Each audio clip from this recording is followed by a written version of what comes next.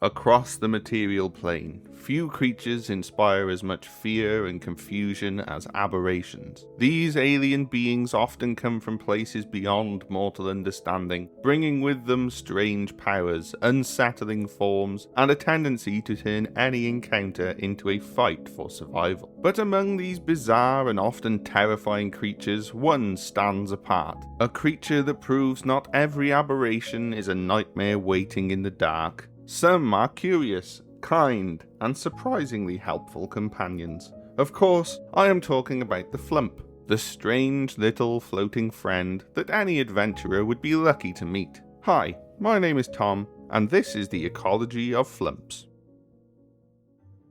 The material plane, for all its boundless wonders and potential, is quite weird. Many worlds across the multiverse seem to have been distorted in some form, having various species and people that theoretically do not belong. Illithids are said to come from the distant future, while things such as aboleths are assumed to hail from the distant past. While many of these so-called aberrations, which is a catch-all terminology for creatures that do not belong to a certain timeline or world they inhabit, they tend to be rather aggressive, evil, or just too alien to understand. Yet, there are a few that seem to break the mold. Flumphs are a great example of this. A species that has somehow migrated across many worlds. They do not seek to kill, enslave, or harm anyone that they come across. They actually seek peace, friendship, and understanding, so much so that they are actually harmed for their niceness. Flumphs are large, disc-like jellyfish creatures, roughly 61 centimeters in length.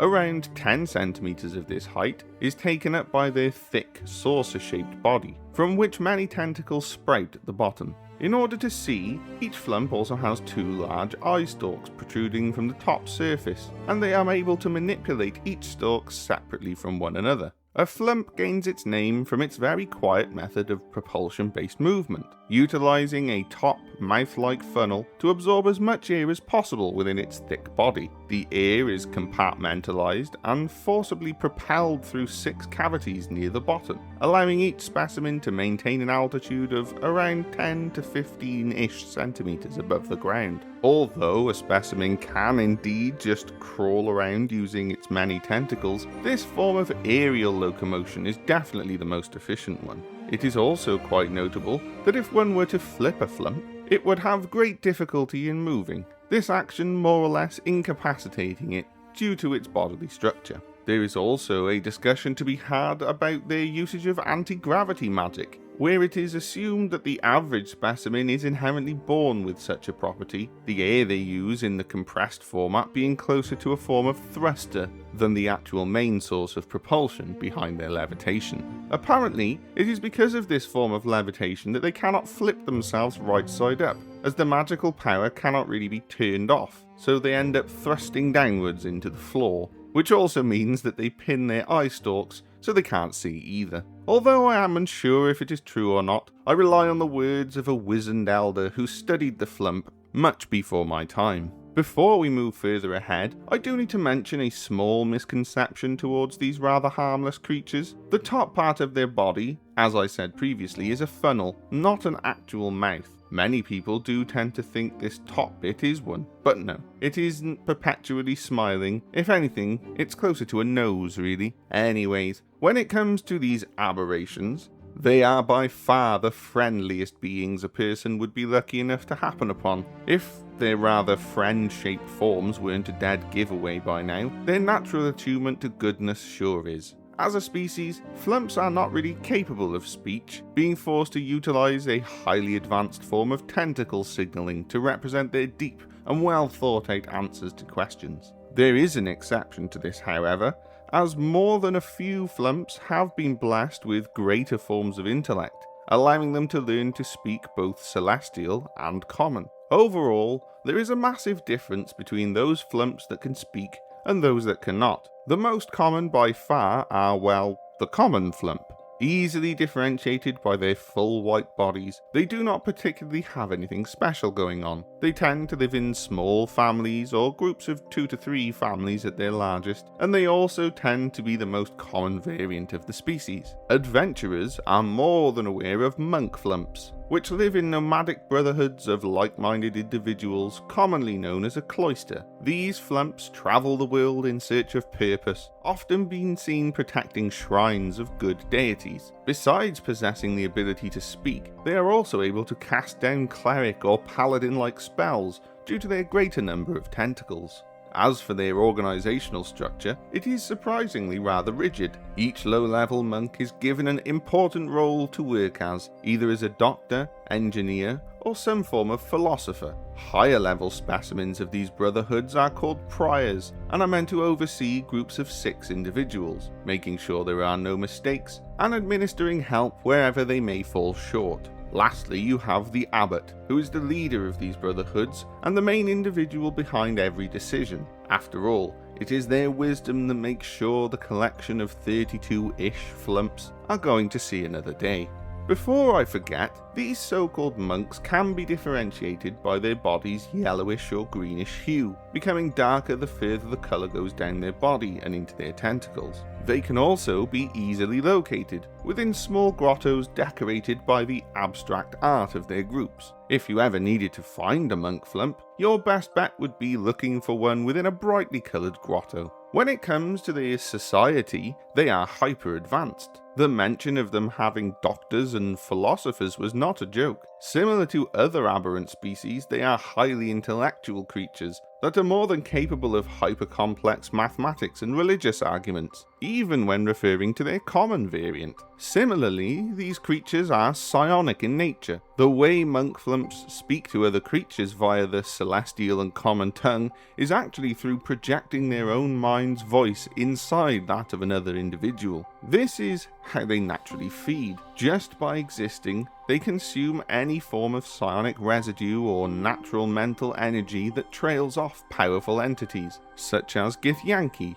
or Illithids and the like. Granted, due to being creatures of pure good, that does technically speaking hurt them. Luckily enough, however, it does not really matter what form of psionic energy they consume, be it good or evil, but for preference, the rare good ones are what they actually enjoy consuming, since they do inherently detest anything evil. Flumphs that are forced to feed upon any kind of evil will eventually seek a force of good, be it good-aligned adventurers, paladins, or similar entities. Even if that leads to the destruction of their current food source, it does not matter to them. At the end of the day, a new feeding ground can always be found. Funnily enough, despite the rather complex and interesting methods in which they think and act, they do not have any form of facial structure to represent the emotions that they go through. It would be outright impossible to know how they feel if it weren't for the flumph's natural ability to glow in different colours. For instance, a pink glow represents amusement, blue is sadness, green is curiosity, and red is anger.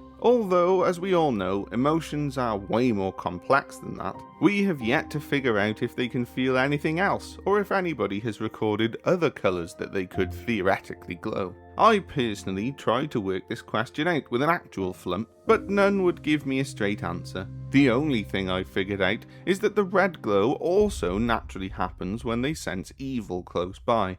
As for what exactly these creatures eat, they do actually have a plethora of options as to what they can consume. While they do prefer eating minerals, especially salt, by turning it first into sludge, they can also eat most forms of plants and animals in the same slurry form. The tips of their tentacles are coated with a rather potent toxin, perfect for killing small creatures such as rats. More often than not, the animals they hunt must first be chased for a short period, so as not to lose track of them. As for how they actually consume them, their tentacles also appear to have some form of enzyme-like property, allowing them to consume their meals through them. I do need to add that certain flumph are also known to have spikes on their underside, which they use during their hunts to cage their food before digestion. But as it stands, I am unsure if this particular trait has been phased out of their gene pool, or if it is inherently a different species. I am inclined to believe that it's a different kind of flumph, mostly since these spines have been written down as a way in which they consume their prey. Flumphs with underspikes have also not been stated to absorb their food through their tentacles. To me, this is proof enough that they may count as a separate species. As for, well, how they reproduce, All flumphs are asexual creatures that reproduce at intervals of 2 years or so. This reproduction takes the form of budding, where anywhere between 1 and 8 buds begin growing upon its underside. After a short while, these buds turn into actual flump that require 3 months-ish to fully grow into an adult. Overall, each flump also has a lifespan of roughly 20 years, which is very short by the standards of many species. From what you have heard up to this point, it seems that these creatures are actually innocent. They are pure good, highly intelligent and compassionate. They do also tend to stick to themselves, and often refuse violence by fleeing away rather than defending themselves. It is sadly because of this that many mortals make use of them, torturing these sentient and sapient creatures in a plethora of ways for their sick and greedy desires. While flumphs are beings of pure good, the people they encounter do not tend to be so. While they congregate within surface salt mines, most of their population lives within the Underdark. As one would guess, they are not really welcomed by many people in that ruthless land down under. The surface is not a good place for these species either, as humanoids of all kinds have figured out that different parts of the flump can be used in countless ways. Many potions and oils are actually made out of flump parts. As an example, for every 20 cut-off tentacles, a specialist in alchemy could make a whole serving worth of acid-resistant oil. Their brains, if powdered carefully, can also be used as a component for a rather common potion of levitation. If carefully prepared, the rather small-sized brain can produce 3 whole potions. Even the defensive weapon, which is the sticky substance that comes from the frontmost propulsion orifice, is indeed a spell component for the Stinking Cloud spell. One that, admittedly, other flump can sense within a radius greater than 1.6 kilometers, or 1 mile.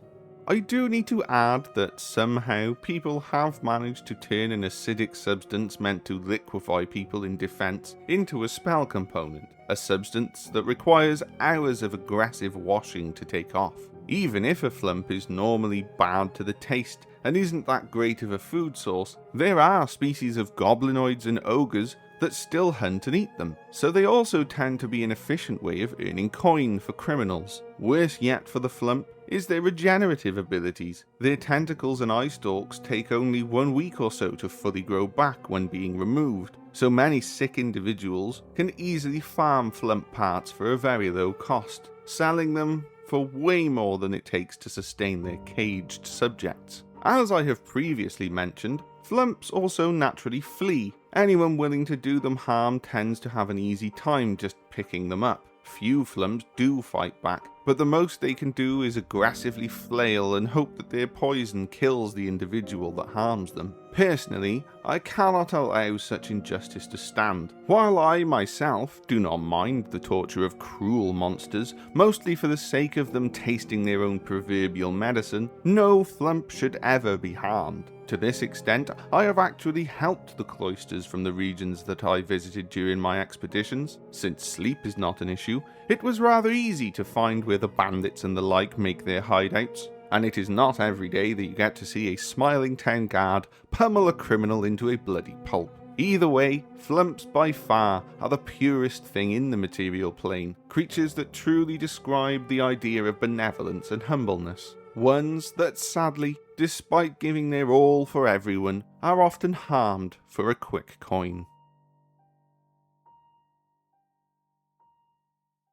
Hi, my name is Tom, and I'm the narrator for the channel. First of all, I'd like to say a huge thank you to Alex, our editor, and Axe, our researcher and scriptwriter, without whom the video you just enjoyed would not be possible. This channel is made by humans, for humans, which means that we read all the books ourselves, we write and research the scripts ourselves, and we record everything ourselves. There is no AI used at any point during our process, and that's the way we'd like it to stay. If you'd like to help us create more content, please consider liking and subscribing. It really does help out, and the support that you guys have shown to us already has been absolutely insane. So we'd love to continue making videos for you, diving into all sorts of stuff within D&D Ecology, and maybe even a few other RPG topics. Anyway, thank you very much for watching, and we'll see you in the next one.